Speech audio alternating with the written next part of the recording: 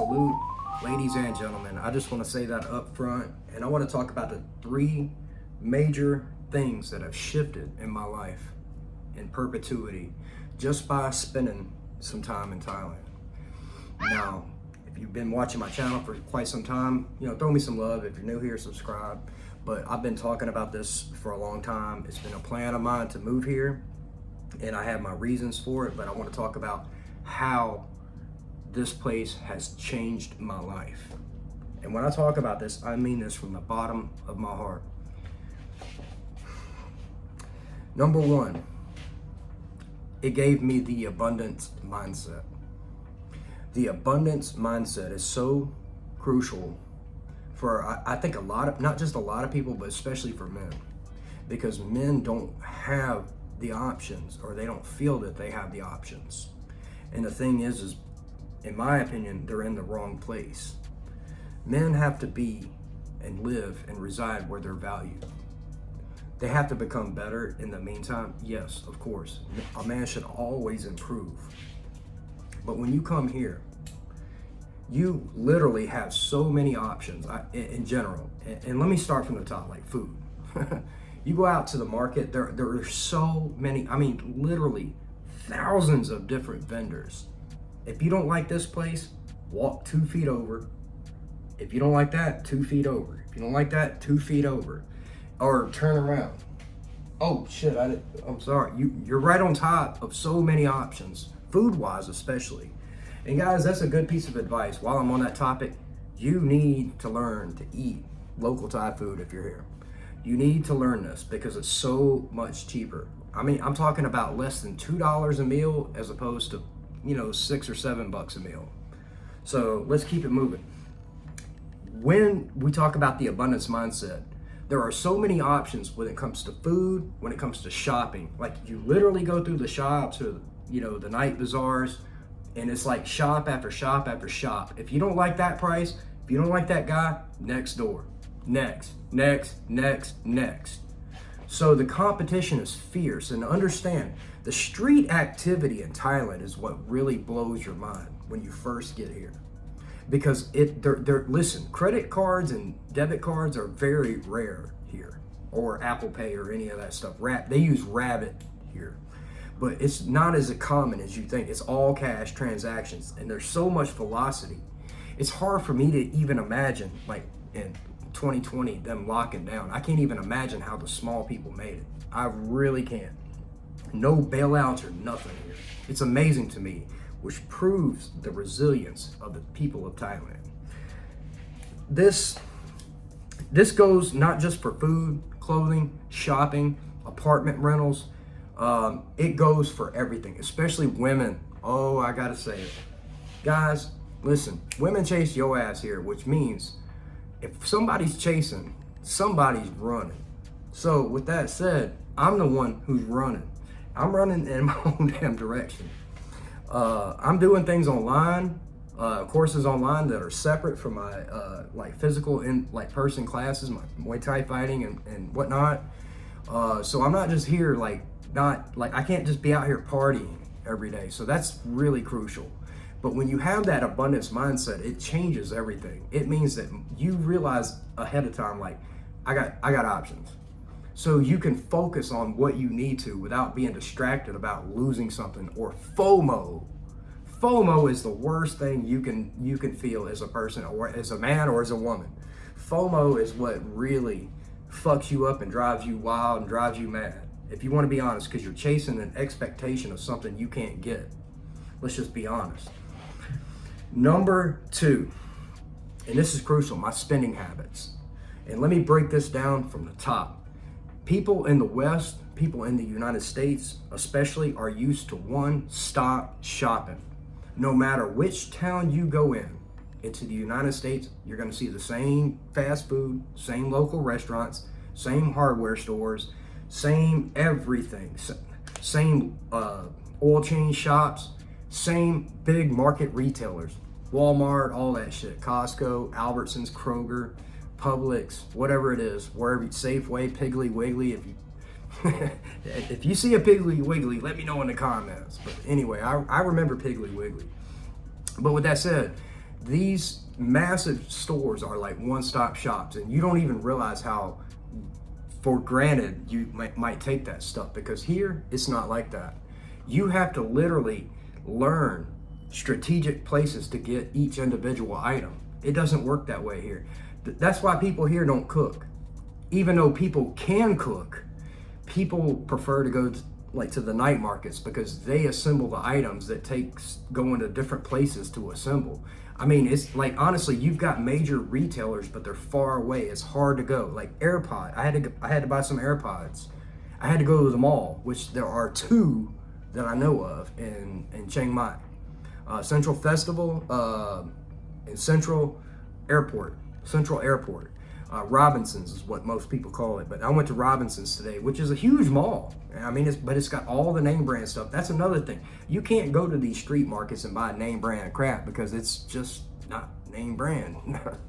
So, as long as you understand these things, to go get the items that are so easily available to you, you really have to go to very few limited places, or you can choose to do other things like network locally, which is where I'm going next. This is one of the biggest, most important things. I look at the bright side of this. I have to learn to network with local people. Where are the best flowers? Where's the best little restaurants over here? How do I get my bike fixed? Because I told you I had a wreck recently, which I'll get into that in a minute. And I talked to a local friend of mine, and he referred me to a bike shop, and shout out to him. It was $110, roughly American money, which was a steal, because it was 9 panels had to be replaced on my bike. So, and it's a rental, and I'm not trying to turn that shit in and get ripped off. We have to be aware of these things. So, with that said, that more like the fact that you can't go one shop, that your items are more like distributed different places. You have to learn to network with people, and that's a good thing in the long term. You learn relationships, attachments, friendships, referrals, kickbacks. You learn that whole system, and it's really actually intriguing to me, because you really are forced to get out there and interact with the world in a good way to get the things that you're looking for. Like, honestly, you can't be going to the same places twice. You got to understand. You'll start to realize people. You have to know how to be scarce with that as well, with your time, attention, and all that stuff. Which I have a few regular places, but it changed my spending habits, because I was forced to go local in a good way, because there's not a Taco Bell right around the corner. Now you can order that crap on Grab and spend about $6 or $7. Not Taco Bell, but you can get some McDonald's or Burger King or whatever, or KFC, and that's about it. It's not that I wouldn't recommend it. Listen, learn the local food. It will save you a ton of money. Less than $2 delivered, $3 maybe. It will save you a ton of money. So it changes your spending habits. It forces you to get out and interact with people to learn the deals. But it also makes friends in the processes, makes like network, like friends and acquaintances and whatnot, business associates potentially, things like that. So it's good. Number 3, and this is big, it restored my faith in humanity. This place restored my faith in humanity, where men and women equally treat each other with chivalry here. It's unreal. I saw things that humbled me that, I'd seen in Mexico, but like here, kids, it's normal for kids to work with their parents. Like if you go to a little stand, like taco stand or something, to get something, something to eat, it's the 7-year-old daughter is back there helping mom make the order, getting what mom needs. And this is very common. The kids are put to work at an early age, and it's not because it's not for the negative reasons. It's teaching them work ethic at a young age. So this is why I say this really changed everything about me. The women's work ethic in Thailand is unfucking believable. Unbelievable. And you have to at least see that from a business side as a man. Unless you're dumb. The women's work ethic in Thailand or Asia, listen, I've heard similar things about like other places, but here it's unreal to me how hard these women work. I can't fucking describe it. It would make most of the Western women, it'd put them in tears, and it should. Because men are taught to be better. Men have to fucking be better. There's no excuse for a man being lazy and giving up and saying, well, the world just doesn't accept me for me. It doesn't work that way for us. But the women here understand the same thing. And I salute them for this. This place, and the same thing, I want to talk about like how it restored my faith in humanity. It humbled me so bad. And I want to talk about this, and I can't even believe I'm admitting this online. My motorcycle wreck I had the other day, I was drinking, and I wasn't wearing a helmet. I am the most unproud person to admit this. I was turning a corner at a four lane intersection and a 4-lane intersection, making a right turn, which is basically in America making a left turn. And I made the turn, and my glasses slid off my face, and I fucking like slid my bike and slid across the whole intersection. But I didn't get hurt, really, really hurt, you know, but I messed my bike up. And you know who showed up? The first person that showed up was a woman that came over there with a box. I don't know this woman. It happened so quick, obviously a wreck. And she pulled out, it was a first aid kit, and she started like patching me up. And then the police showed up. The police showed up on a motorbike, on a scooter, 2 of them.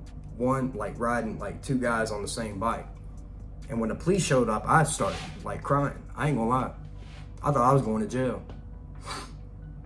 And the guy that was on the bike, the back of the bike of the cop, of the police, jumped off and drove my bike and gave me a ride home. They patched me up. Nothing happened. And I'm gonna tell you right now, guys, I was like in tears that night. That was the most humbling experience I've had yet here. Things have been going pretty well. I've had a few little things, no big deal. But that right there woke me up big time, because it's like $2 to get a taxi, to get a Grab. Stupid. And shit like this, and this is why I recommend writing down your shit, guys. Always write down your stuff, even your own stupidity. Don't forget about it. Don't let others hold on to it. You already know. But this was a big lesson for me. I love this place. It's been good to me. So I owe it my allegiance, my gratitude, and I owe it to obey the laws, respect the traditions of the people here, and treat them with the equal kindness and chivalry that they've treated me with. This place has truly changed my life. I love it. I love the man I'm becoming. I love how I feel in my heart. I've never felt better in my entire life, and I'm 43 years old. I literally wake up every day just grateful to be here. I seriously mean this, guys. I love you. I hope this video reaches the right people. And if you got something out of it, throw me some love. If you're new, subscribe, and I appreciate each and every one. Good night, guys.